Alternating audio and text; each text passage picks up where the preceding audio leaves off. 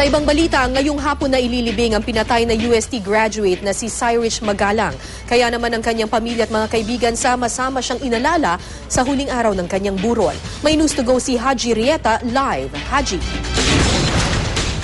Yes, Sarah, sama-sama nga ang mga kamag-anak at maging na rin mga kaibigan ng pinaslang na UST graduate na si Cyrich Magalang sa kanyang huling lamay kagabi dito sa Holy Trinity Chapel sa may Bacoor, Cavite. Sa huling gabi ng burol ni Cyrich Magalang, kapiling niya pa rin ang kanyang mga mahal sa buhay. Kasama ang mga kaibigan at ilang kapitbahay. Nais nilang lahat na masilayan hanggang sa huling sandali si Cyrich.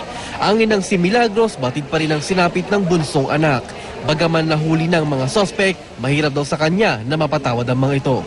Sana nga. Pero, gaya yun, siyempre nga masasabi mo okay kasi marami pang tao.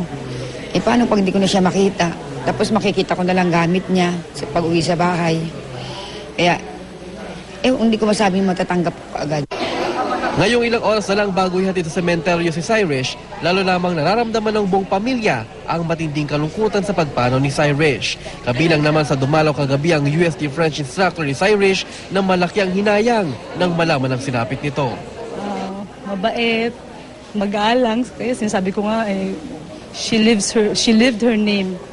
Magalang, very polite, and sobrang shocking. Dumalaw din ang suking tindera ni Cyrich ng kakanin na pinagbilhan pa ng dalaga bago nangyari ang pagpaslang. Nung 11, bumili siya sa amin, 7 pieces.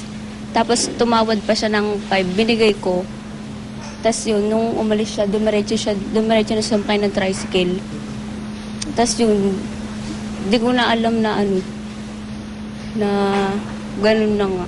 Nagulat na lang ako nung pinuntahan kami ng pulis sa tindahan. Mamayang alas 3 ng hapon nakatakdang ilibing sa Golden Haven sa Las Piñas City si Cyrich. Bukod sa pamilya at kaanak, inaasahang dadalo din ang kanyang malalapit na kaibigan at dating mga kaklase. Kahapon na inquest ng 2 suspect at maaring humarap sa kasong robbery and hold-up at attempted rape.